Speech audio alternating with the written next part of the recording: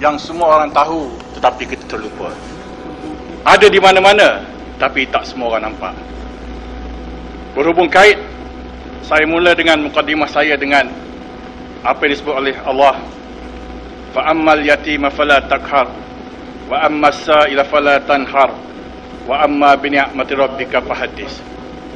Yang maksudnya, adapun pada anak yatim, janganlah engkau berlaku kasar. Pada orang yang meminta, yang kurang mampu, janganlah engkau tengking dan herdik. Maka adapun nikmat Tuhanmu, hendaklah engkau sebut-sebutkan sebagai tanda syukur kepadanya.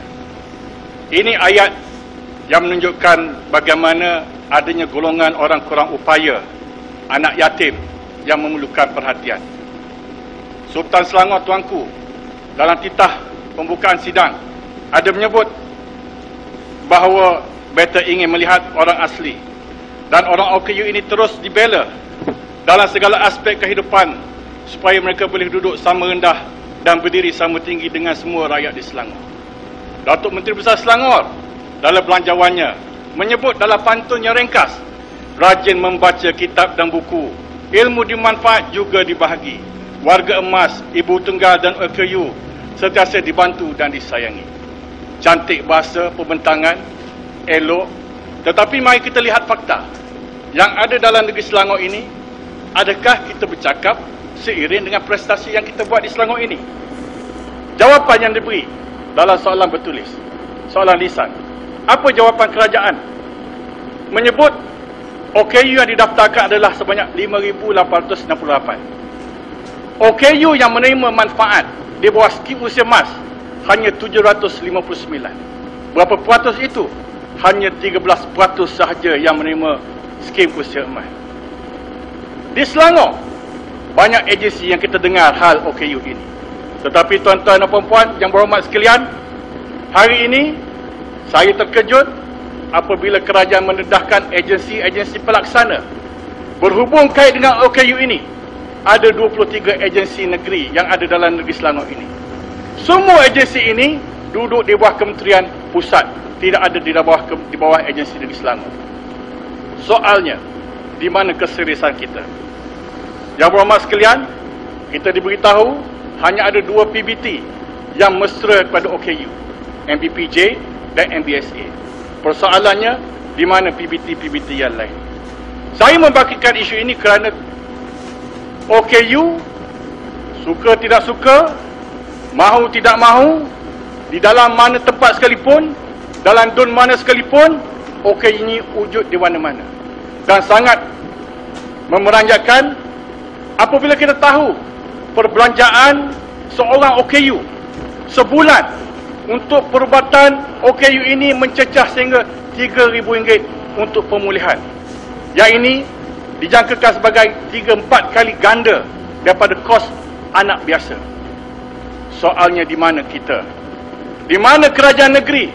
Sedangkan ibu-ibu, bapa-bapa mereka ini setiap hari menantikan harapan di manakah dan bilakah lagi bantuan akan tiba kepada mereka. Kita lupa orang-orang ini.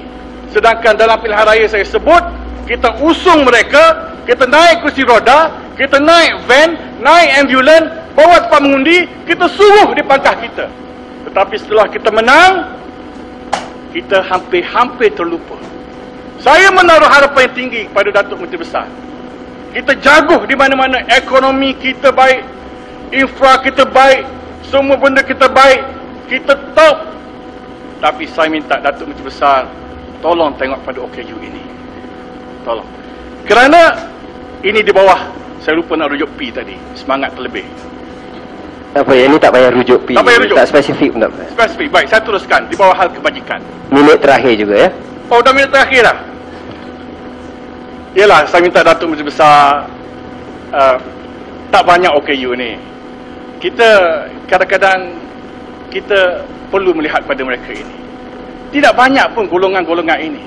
Apa salahnya kalau kita wujudkan pendidikan dalam komuniti, macam kita buat tuition rakyat, macam kita buat skim usia emas. Ya, skim mesra usia emas kita boleh bagi bantuan RM100. Tetapi bagaimana kesusahan seharian mereka ini? Kalaulah kita boleh menyatukan keluarga-keluarga ini dalam satu skim pendidikan komuniti di bawah style kerajaan negeri dengan izin. Boleh jadi kita boleh membantu dari segi moral mereka ini. Dan saya lihat Esko Pendidikan lupa. Mungkin kenapa kita tidak spicekan ibu-ibu, bapa-bapa kepada OKU ini. Kita tidak kumpulkan mereka ini. Kalau tak kumpul, mereka bersendirian. Bila bersendirian, dia mula merasa, oh aduh ni tak layan dia. Kerajaan tidak ambil berat pada. Sedangkan kerajaan telah mengumumkan kita beri lebih 7 juta lebih. Tuan Speaker, saya mencadangkan wujudkan pusat sokongan mereka ini. Carilah rumah kedai yang mudah-mudah. Tidak perlu pada satu bangunan yang besar yang cantik. Rumah kedai yang mana di dalam tu ada fasiliti dengan izin, ada jurulatih dengan jurulatih yang terlatih, supaya mereka boleh datang dan berinteraksi di antara satu sama lain. Saya mohon, kalau Datuk Menteri Besar suruh pelajaran melutut pada Datuk Besar mohon bantuan, saya bersedia untuk melutut dan minta bantu melihat pada OKU ini. Tuan Speaker, Ayat terakhir. Hal tanah, pengambilan masjid. Tolong selesaikan hal masjid ini. Ada tanah yang mana surau duduk di atas tanah, di paijaras dalam, surat Taqwaniyah. Orang nak bangun pun tak boleh, nak membesarkan pun tak boleh, nak buat program pun tak boleh kerana surau ini duduk di atas tanah orang. Kita telah setuju untuk mengambil alih, tapi sehingga hari ini belum selesai. Ada kes kedua, tapak masjid di Kampung Melayu Subang, Sungai Buloh. Tapak tidak ada masalah, cuma laluan untuk ke masjid itu terpaksa melalui tanah orang. Lot yang disebut sebagai Lot 64321 PT 35378 yang menghalang. Saya minta kerajaan melihat perkara ini sebagaimana melihat pada masalah kuil-kuil yang saya rasa masih perlu lagi kita selesaikan pendaftaran kuil-kuil yang ada pada hari ini. Sekolah agama. Sikit. Sekolah agama ini adalah baby kita dengan izin. Sistem dalam Malaysia, agama di bawah kerajaan negeri. Kita jangan lupa benda yang di bawah kerajaan negeri. Hal agama. Sekolah agama ini masih di peringkat yang daif. Di Paijaras baru ada pembangunan yang tengah dibina sekolah menengah agama yang ada di Paijaras.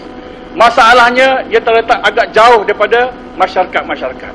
Saya nak mencadangkan pada kerajaan, tolong bina asrama yang ada pada sekolah-sekolah agama ini.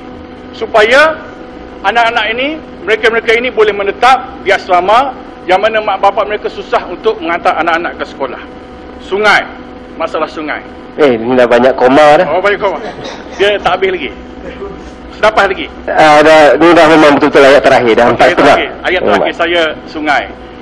Sungai saya minta banjir lumpur yang berlaku November baru ni adalah sangat-sangat memerikkan.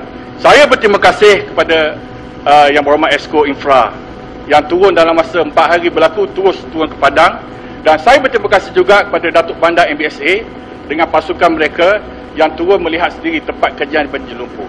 Cuma masalah yang kita lihat adalah dulunya saliran parit, sekarang dah jadi sungai. Jadi persoalan sekarang, berapa lama kerajaan perlu untuk menggazetkan sungai-sungai ini supaya JPS boleh masuk untuk menyelesaikan masalah.